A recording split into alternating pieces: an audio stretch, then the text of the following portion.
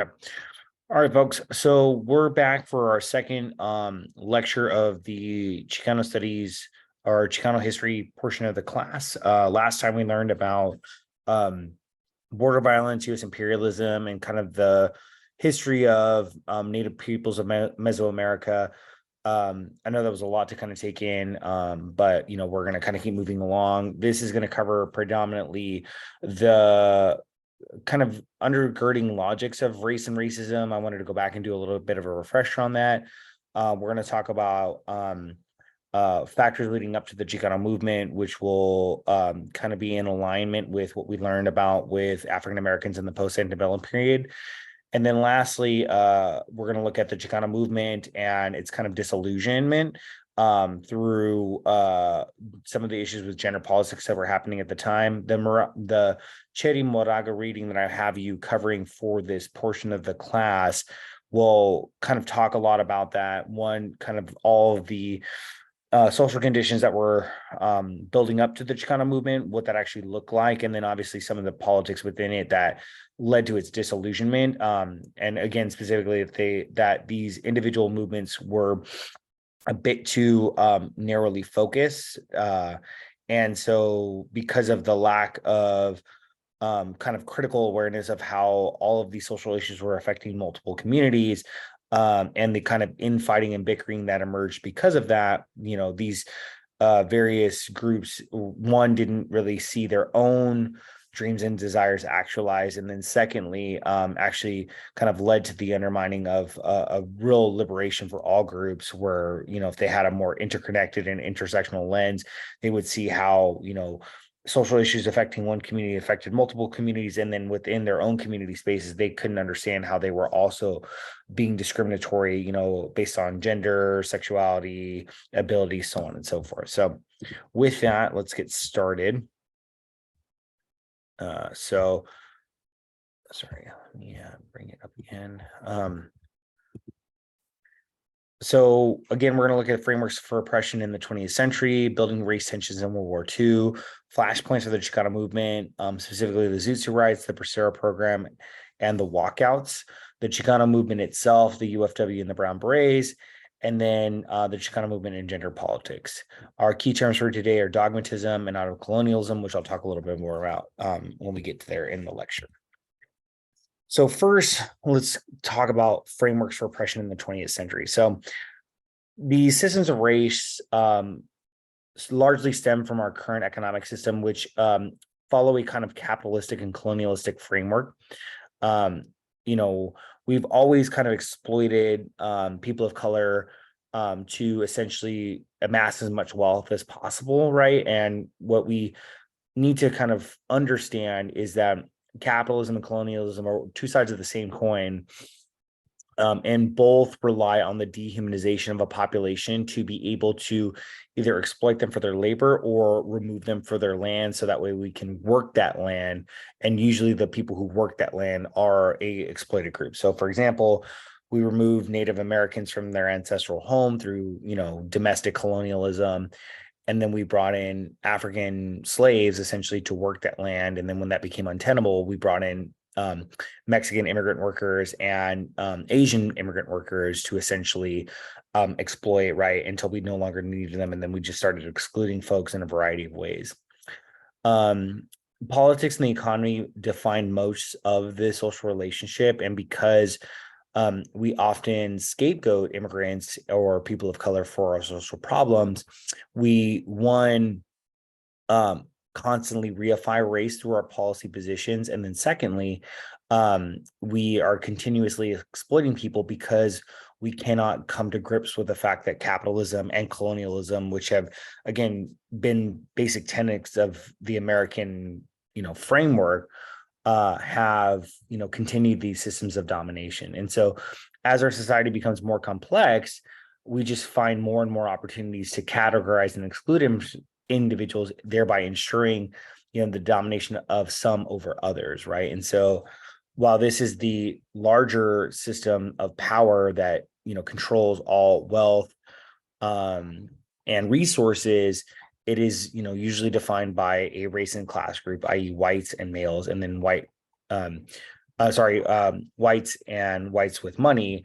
We can complicate this further by looking at the fact that it's mostly men who are in power, right? We can see that, specifically by the types of presidents that have been in place, so on and so forth, right? And so, as we understand the country is fundamentally racist, it's also xenophobic because it's been hostile towards immigrants, right? And xenophobia is the fear of the foreigner. And so this are fundamental racist notions that have been, evinced by the constitutional framework that only allowed African Americans to be considered 3/5 of people, but only for the purposes of being counted for the census to empower white slaveholders or white slaveholding states in the Congress, right, has never given African Americans or Latinx or Asian Americans any kind of due political power in any point in U.S. history. Likewise, right, because women have been excluded from the constitutional framework, meaning that it was only property-owning white men that had the right to vote. They've also been relegated to a subordinated position, right? And we see this extended into homophobia because, like with women, we see that LGBT plus folks have also been denied those rights and continuously face, types of discrimination and prejudice, both interpersonally and systemically, right? And then alongside that, we see this happening with ableism. Whereas, again, if you were considered to be non-able-bodied, and we'll see this a lot more when we go over immigration laws in our next lecture, and then within the conversation around Asian Americans, much of our early immigration law actually tried to exclude people based upon their quote unquote physical and mental abilities, meaning that we didn't want people who are considered to be moronic, imbecilic, or degenerative mentally. And if you look at a lot of the framing of people of color, women, and LGBT plus folks, as well as men immigrants, they're often viewed through an ability lens, meaning that these folks are excluded or dehumanized because they are not considered to be at the same level of fitness, ability, or physical mental worthiness as the dominant group, right? And if we go back to the intersectional analysis and you look at that wheel, right, the dominant group is this one particular category, and then every other group that is outside of that is dehumanized, right, or denied their rights. And so we can understand all of this through, again, a race, class, gendered, and ableistic lens. And it's not that they are neat and discrete, rather that they're all interconnected, and that we should be looking at all of these lenses together to understand, one, how the government itself, policy decisions, and so on and so forth, continue to deny people of color and all these other minoritized groups their rights. And then also that whenever we make policy decisions or we try to correct these things, that we take into account all of these other factors, because what we've seen over time is that there's always been a narrow approach to rights movements and towards policy directives that often leave out a lot of people and don't fix the larger problems of oppression within our society. And so, as we can kind of see this within the building race tensions in World War II, the Great Depression and the Dust Bowl really destabilize America, and we start to see immigrants, people of color, and a variety of other groups as bad, and we start to impose new immigration laws to keep people out, and we're going to start to escalate the war on drugs. The convict leasing system is coming to a height and to an end almost at this point, right? And so a lot of people are being discriminated in the early part of the 20th century.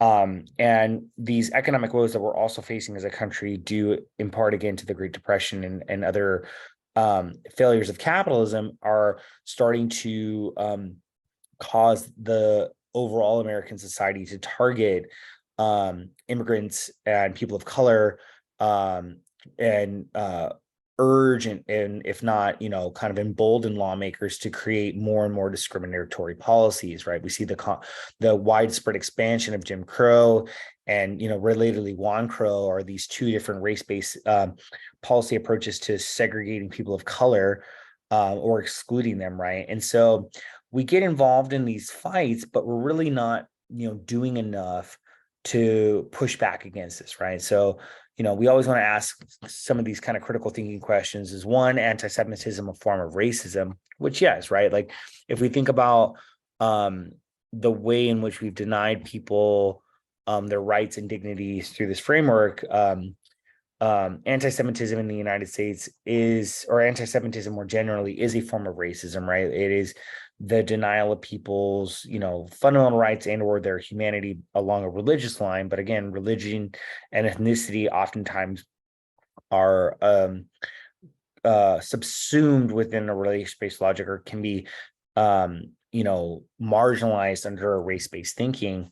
And then, also to think about, right, were we doing enough here at home to fix racism while we were also trying to liberate the Jewish community from the Nazis, which fundamentally we weren't, right? And so while yes, we were, fighting racism through anti-Semitism by getting involved with the war and trying to push back against the Nazis, we weren't doing enough at home to really fix this. And so where we can see this is with the Zoot Suit riots. So the Zoot Suit riots are, one of many instances of, racial and racist kind of mob violence deployed against groups. And so in 1943, there was a series of riots throughout California, mostly in Los Angeles, but many young Latino men were targeted. And remember, at the same time, the Detroit race riots were happening. So there was a huge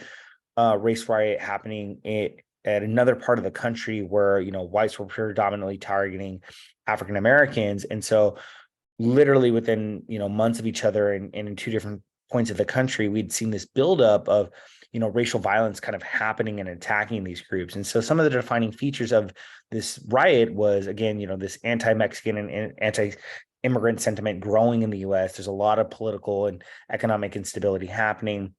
Mexican Americans are starting to resist their discrimination through, dress and social performance. They fundamentally developed the suit as a means to reclaim their dignity, specifically because they weren't feeling accepted in either American or Mexican culture. And then there was this kind of overwhelming presence of military and police in the area due to the war. And so you had a lot of people very angry on both sides, right? Immigrants tired of being denied their rights, Americans, trying to define what America was and keep people in their place. And so it just needed one little, match essentially, or one little spark to take off. And that's literally what happened. This next video is going to give a bit more context on that. So let's watch and then we can kind of unpack what is shown from history.com on the Zoot riots. The Zoot Suit Riots. In June of 1943, the city of Los Angeles experienced one of the most significant episodes of racial violence in the 20th century, known as the Zoot Suit Riots. Racial tensions had been rising in the city and were made only worse by the biased reporting of the Los Angeles media. When a group of American sailors attacked a group of mostly Mexican Americans in East LA, the city exploded. In hindsight, this seemed inevitable. With many young men overseas as a result of World War II, labor in the United States was in short supply. So in 1942, the US government reached a deal with Mexico named the Bracero Program, which allowed some Mexican citizens to move to the US as temporary workers. Los Angeles already had a large Mexican American population, but this new influx of workers provoked greater racial animosity. Much of the white population, whose views were echoed in the mass media, blamed Mexican American teenagers and young adults for various issues in the city, especially crime. Even the way Mexican Americans dressed angered the city's more conservative population. Many young Mexican Americans started donning the Zoot Suit, a style that incorporated an oversized coat, pork pie hat, long chain, thick-soled shoes, and baggy pants. This fashion evolved out of Harlem nightclubs and was popularized by cultural icons like Duke Ellington and Cab Calloway. The suits themselves weren't inherently offensive, but in the context of World War II, they were. You see, during the war, wool had been rationed in order to make uniforms for the troops. The very manufacturing of Zoot suits with their excessive use of fabric was banned, but a black market developed. And so those Zoot suit wearing Mexican Americans, known as pachucos, were seen as unpatriotic. On the night of August 1st, 1942, Pachucos were involved in a brawl in a home near Los Angeles' Sleepy Lagoon. The next morning, the body of Jose Diaz was discovered nearby. The media and police quickly blamed the Zoot suit-wearing 38th Street gang. Hundreds of Pachucos were rounded up, regardless of affiliation. 22 were eventually found guilty for the Sleepy Lagoon murder in what was later considered a great miscarriage of justice. To some, the verdict was grossly unfair. To others, it confirmed what they already believed, that the Zoot suit wearers were inherently violent. This all helped to create a powder keg bound to explode. A few months later, a group of 16 American sailors stationed in Los Angeles claimed they were verbally taunted by a group of Pachuco Zoot suiters. Seeking retaliation, the servicemen took cabs over to the Mexican neighborhoods in East LA and started attacking those wearing Zoot suits with makeshift weapons. The Pachucos were thrown into the street, their Zoot suits torn off and burned on the spot. The ensuing riot continued to snowball over the following days. Violence spread to include both Pachucos and young African-American men. But instead of arresting the attackers, police arrested the victims, supposedly for their own protection. By June 8th, the rioting had become so severe that all military personnel were banned from Los Angeles, and military police were brought in to subdue the attackers. Miraculously, no one was killed, but the impact of the Zoot Suit riots would reach far beyond the number of casualties. Once the dust had settled, Governor Earl Warren commissioned a report that was meant to paint Californians in a more positive light. Instead, the Independent Citizens Commission found the chief cause of the riots was racism.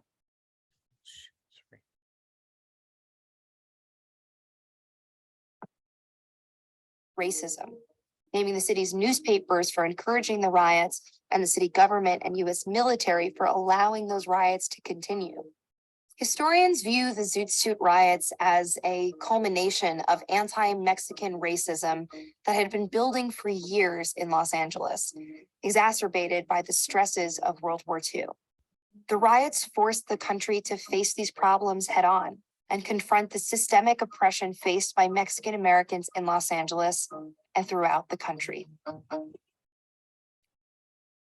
so again, right, we have a system in the United States that enables this type of violence to happen, and it culminates in, the media misrepresenting what has happened, service members being emboldened to attack folks with, wanton impunity. And of course, the outcome is many Mexican Americans and Pachucos are attacked and, victimized, and no one is held to account. And as was mentioned, right, clearly the chief cause of all of this is endemic racism, right? And so this isn't the only issue that we really see. The Bracero program, as mentioned previously, was a wartime guest worker program that existed from 1942 to 1964 in the United States. But it brought lots of Mexican Americans over, but only ultimately allowed them to be paid very minimally, right? About 30 cents an hour, if that. And farm workers were regularly abused by farmers and farm owners. And so while we had this rampant racism that was segregating and dehumanizing Mexican Americans in the inner city parts, particularly Los Angeles, you had this Bracero program that was allowing for the marginalization of Latino workers across the United States, predominantly in California, predominantly in the agricultural sector, but not confined to that. And we see a type of emphasis on deportation that also emerges at this time, where around the same period in the 1950s, there's a targeted deportation initiative where we sent about 1.3 million people back. Deportees were crammed into buses and trains and sent to all parts of Mexico. And the law set a particular social precedent in having wetback used in legal and social discourse. So before, wetback was not commonly used as a racial slur, although there were obviously many that were used against Latinx people. But what was key about Operation Wetback is that again, we had a policy that used race in its language, like the Chinese Exclusion Act, but actually this was a more targeted racial slur, right? But again, obviously focusing on Mexican and Mexican Americans. And so that, or this, decades long period where you have the Zoot riots and then you have this targeted deportation program a little bit later, is really starting to frustrate people because Mexican Americans are being dehumanized, right? They're being violently mistreated, both in these segregation policies like Juan Crow, and obviously what we saw with the Zoot riots, which again is not just, I mean, that one particular moment is bad, right? But obviously there's building racial animosity and probably harassment that's happening alongside that.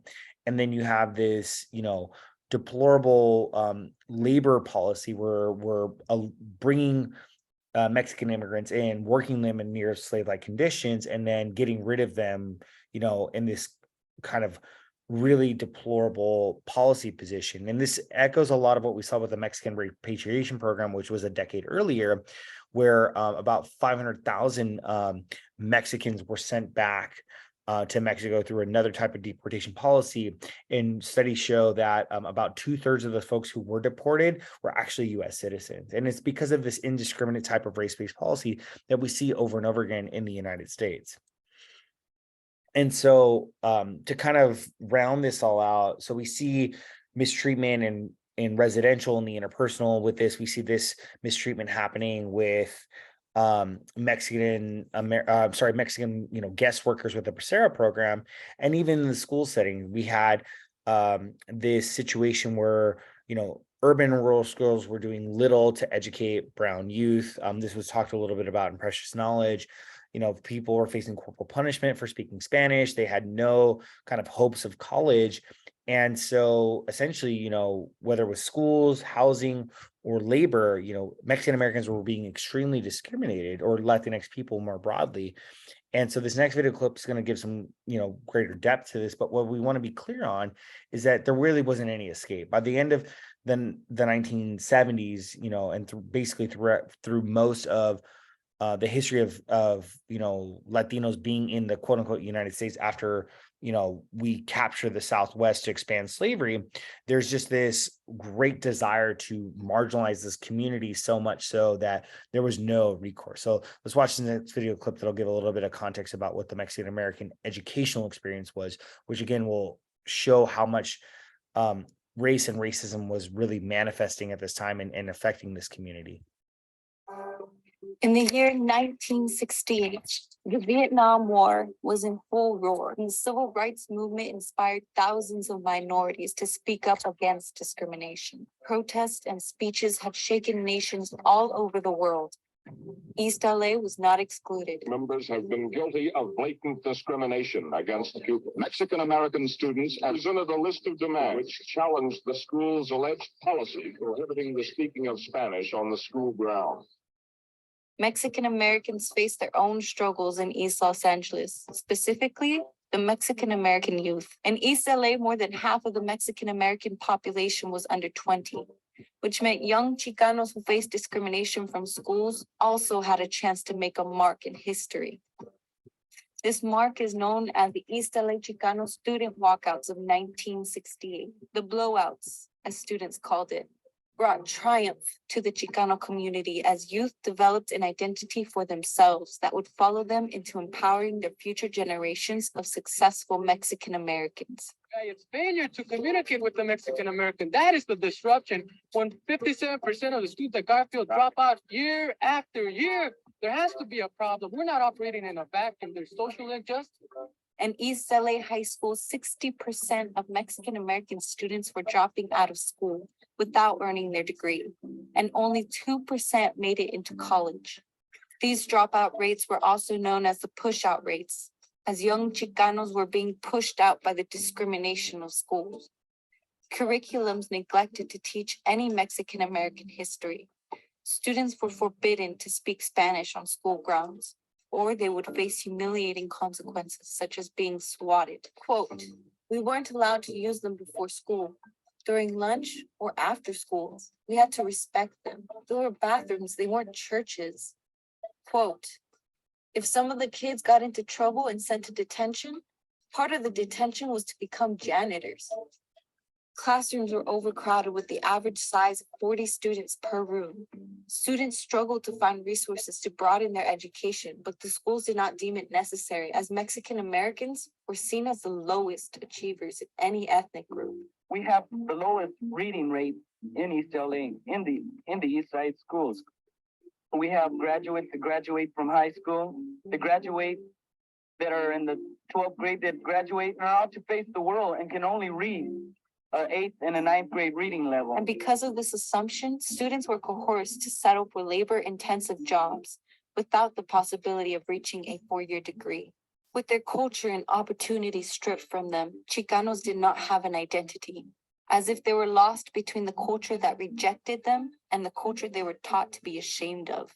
These oppressive conditions motivated high school students from Garfield, Roosevelt, Lincoln, Belmont, and Wilson to make a long-lasting difference in the schools and their community. With the help and support of brave activists and teachers such as Sal Castro, a Mexican-American educator at Lincoln High, the Brown Berets, UMAS, United Mexican-American Students, were able to discuss plans to reform the schools. Students made a list of demands, some of which included allowing Spanish to be spoken, bicultural education, Latino teachers and administrators, smaller classes, better faculties, and the revision of textbooks to include Mexican-American history. Students attended and spoke at school board meetings in hopes of having their demands heard. The demands were not met. Rather, they were disregarded. Chicano students then began to plan the walkouts, knowing the public schools would lose funds if students were absent from classes. Inspired by the civil rights movement and Martin Luther King's teachings, students were committed to a peaceful protest. With the help of Sal Castro, the Brown Berets, and UMAS, Mexican-American high school and college students came together to organize and form the blowouts. March 5th, 1968, the start of the Chicano movement had begun. Hundreds of young Chicano students from Garfield and Wilson High School rushed out of their classrooms. The 2,000 students that walked out that day were shouting and cheering, Chicano power, que viva la raza, walkout, education, not eradication. Students held their rights written on picket signs, eager to tell the world that they too deserve an equal education. And for the first time ever in American history, Mexican Americans had a voice, and it was powerful. We were not to be ignored. According to Sal Castro, on that day, it was beautiful to be a Chicano. The blowouts had just begun. Chaos, however, began to storm as a peaceful protest for equal education became brutal. Police arrived with clubs ready in their hands to forcefully push students back inside unequal schools from which they walked out of. Innocent high schoolers were beaten, clubbed, and thrown to the ground. Locked behind gates, chased by police, and some were arrested. Mexican-American students were treated as criminals. It was a riot. Police barked orders at students to return to schools, but students refused. Quote, just one of the many incidents of police brutality to befall high schoolers. The Times headlined the next day, student disorders erupt at 4 high schools, policemen hurt. The footage of police brutality and kids being beaten defenseless was never shown to the public. The blowouts nonetheless continued for another 4 consecutive days, although students were threatened with expulsion and had scholarships withheld from them. Mexican-American students stood their ground as they continued to peacefully protest for their rights and clashed with any opposing force. A total of 22,000 students had walked out from all 5 high schools, proud to be a Chicano. A week later, the school board accepted to consider their demands. March 28, 1968. There was a community meeting with the LA Board of Education held at Lincoln High School. The board accepted 2 demands out of the 36, more bilingual staff and smaller classes. The tragedy of it all was that most of the demands the students desperately pushed for were not met. According to the school board, either they did not have sufficient funds to comply or their demands were already being satisfied. The schools did not change as hoped, but the Chicano youth did. Mexican Americans had an identity they can be proud of, and with it, they fueled and sparked the beginning of new possibilities for the Chicano community. This triumph led to the remarkable changes in young Chicano lives.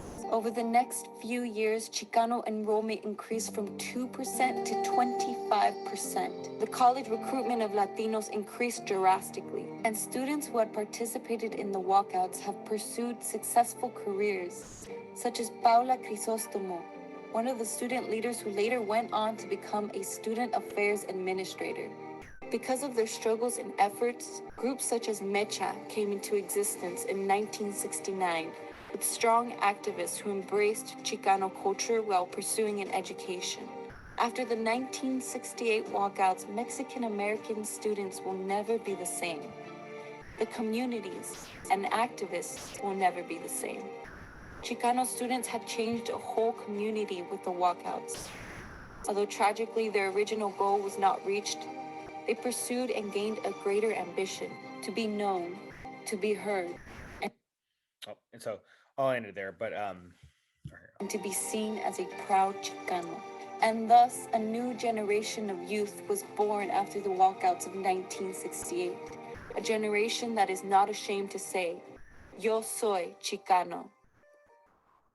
okay, so a couple things to discern, right? So again, we see systemic racism manifesting both in the kind of enabling of police violence or extra legal violence against pachucos in the 1940s, 1950s, 40s, 50s. We see the exploitation of Latinx people through the Bracero program and their exclusion through the policy of Operation Wetback.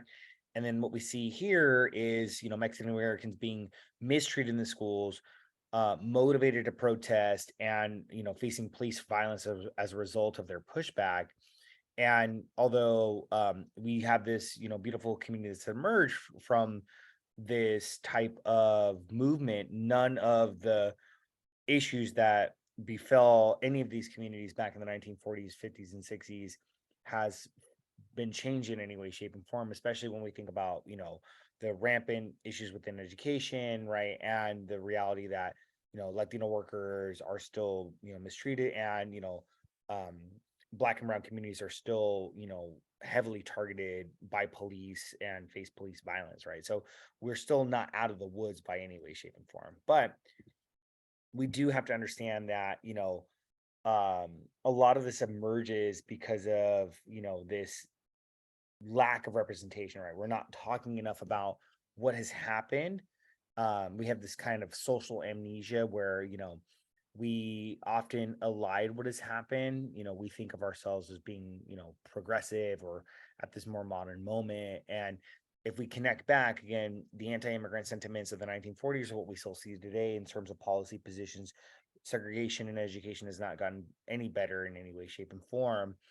And we treat immigrants and immigrant workers specifically very poorly, right? And so we don't really change these things. We just kind of move away from the narrative. And so that's why we can understand this is a part of social amnesia.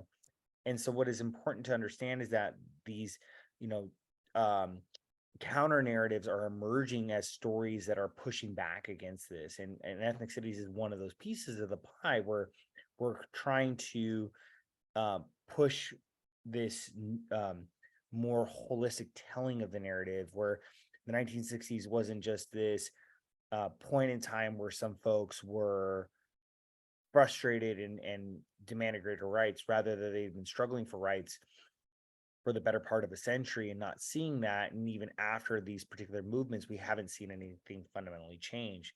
And we can understand this through the types of movements that have emerged. So, these communities started to create different types of organizations. The Brown Berets were mentioned in one of the videos. The UFW, or the United Foreign Workers, is another example of that. And they did a lot of different types of things to bring awareness to this. Most of them protested, as we saw, in the walkouts examples, but others created, magazines and newspapers and other types of media to highlight issues that were being faced in these communities. And all of these social justice movements are in response to persistent and historic oppression that devalues and exploits, these marginalized or colonized groups, right? So this isn't something that just happens out of nowhere, but rather that it's been happening for long enough that people are really pissed off and want to do something about it. And so, for example, with these two groups that are kind of mentioned here, the UFW and the Brown Berets, they had different goals, but were really still seeking for greater rights for their particular group, right? And so, again, they're both responding to the colonial devaluation of, Black and Brown communities.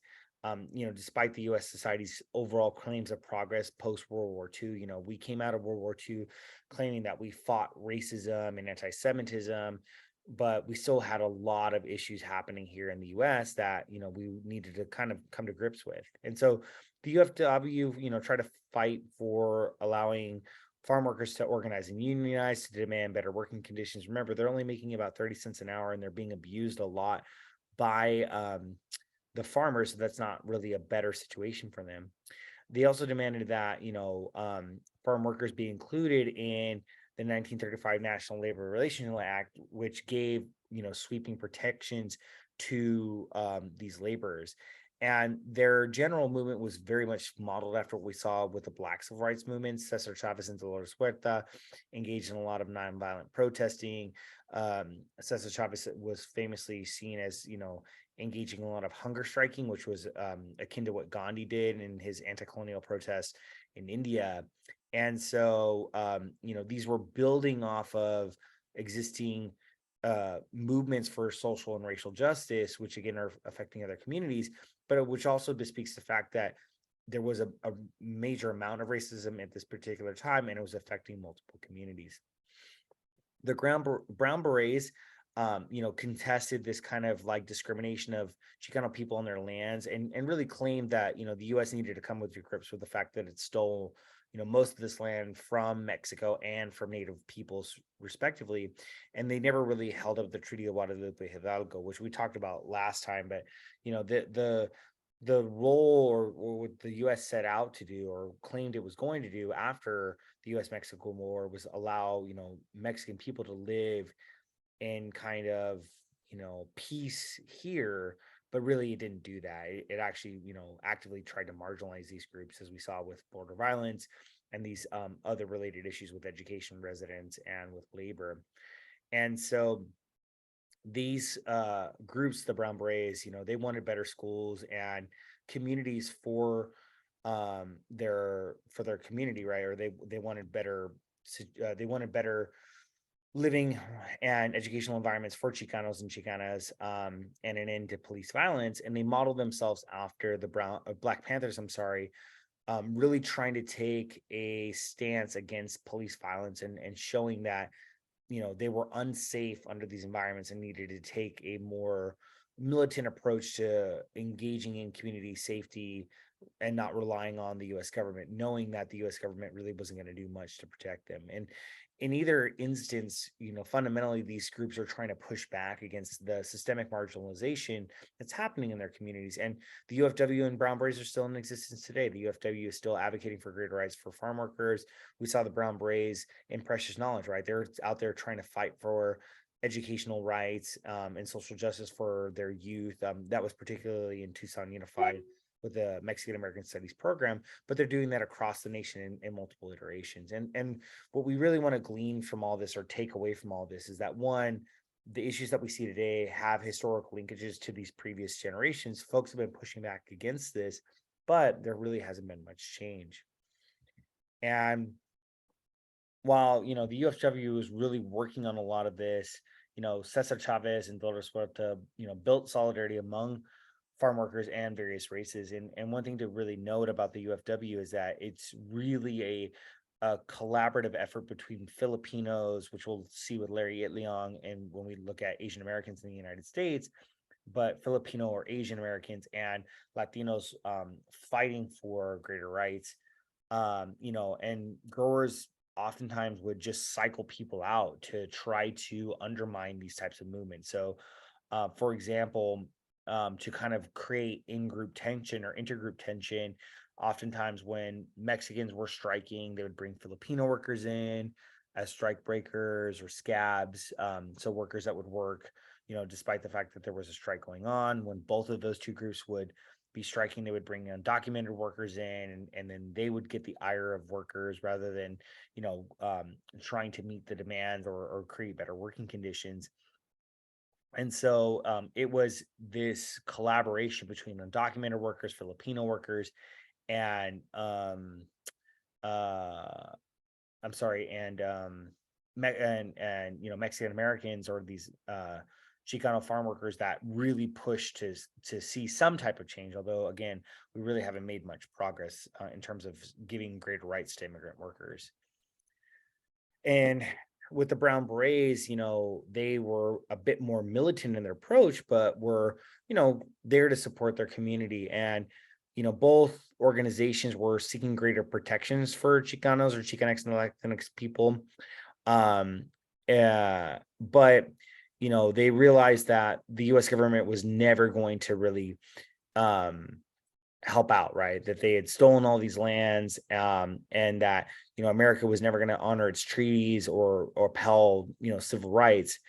And so they wanted to insert a much more nationalistic agenda, realizing that they had to define their identity, their nationality, and all these things against the United States, because of the fact that historically they had just continuously marginalized all communities of color, right? Native Americans, Asian Americans, Chicanx, Latinx folks, and African Americans.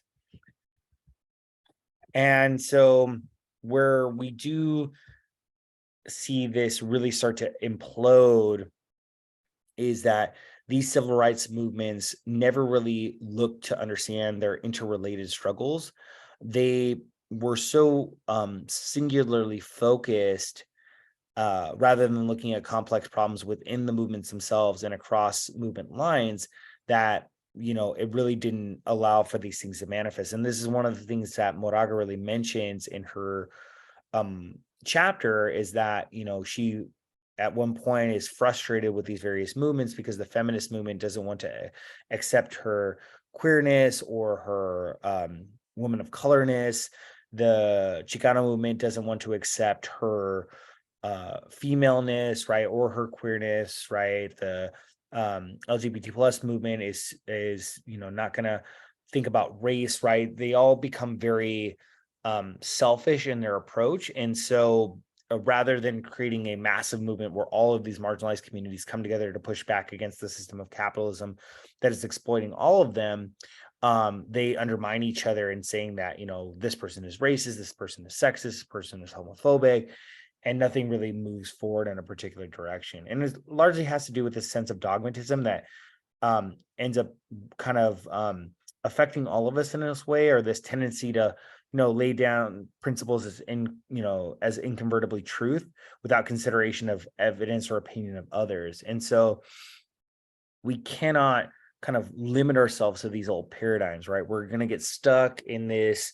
world where we are too centered on my problem is more important than your problem, rather than saying, look, we both have problems, and how can we find the fundamental issue at hand that is causing these problems, right? And again, I'll make a case that it's capitalism or the capitalist society that we live in. But we need to have much more concerted conversations across community lines to, one, think about these issues, and then make more concerted policy directives and recommendations to fix these issues, right? And so one of the things that really emerges from this time is that the Chicano movement didn't die out rather in the 70s, but rather that it kind of perpetuated homophobia and toxic masculinity that confined women to these hypersexualized roles that never allowed them to be seen as equals, and then cause this kind of infighting between Latinx females and males. And again, this is something not unique to this particular movement, but something that was across all movements, where they were very much affected by a type of elitism or toxic masculinity or cisgender heteropatriarchy that didn't allow for a complex analysis, and then, really led to this sense of women, not being able to have a diverse identity, and often being seen as, um, betrayers of the cause if they didn't kind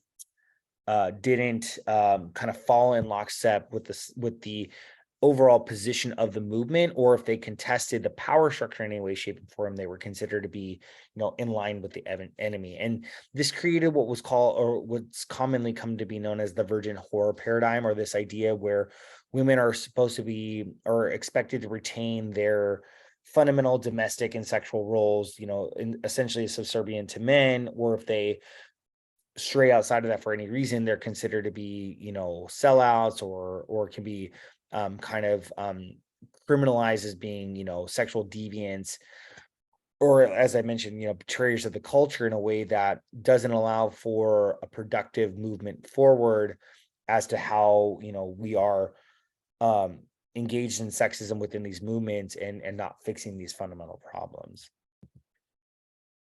And so, because we see this disillusionment of um these various movements along these gender politics, and all of these groups are starting to implode because of their internalized biases, and an inability to move away from this, we start to have a conversation about what is called autocolonialism, or this idea that we will reify the beliefs of the colonizer by way of, you know um uh essentially adopting the dominant framework and then deploying that against each other, right? So I think I've mentioned this before, that I've seen this in my own family, where we have a degree of colorism, um where I was seen as more handsome because I was light skinned, and my dad was seen as less, attractive or ugly because of his darkness, this negro fail, what a wapo kind of like paradigm.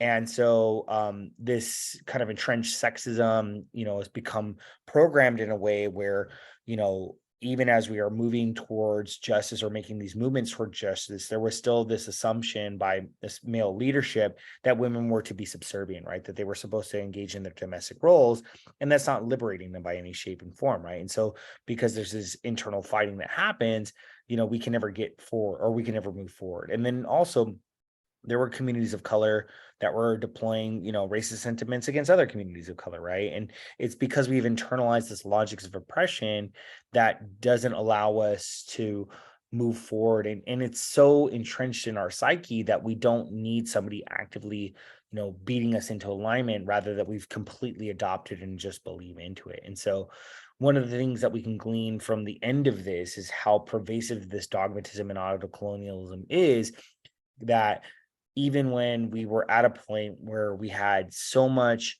visibility and so much fervor and impetus to change a lot of this, these internalized politics, or these internal squabbles based upon, our autocolonialistic beliefs around gender or race or sexuality, led to the complete disillusionment of these movements. And what do we see today, right? All of the same issues that those folks were dealing with 60 years ago, almost 100 years ago, are still manifesting today, right?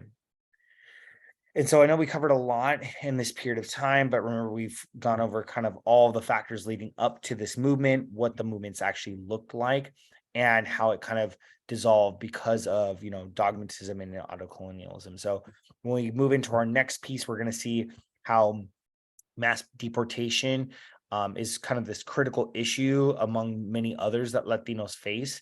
And as I mentioned with, mass incarceration, we haven't really ended the fundamental system of discrimination that people of color face, particularly African Americans, with mass incarceration and mass deportation with Latinx folks.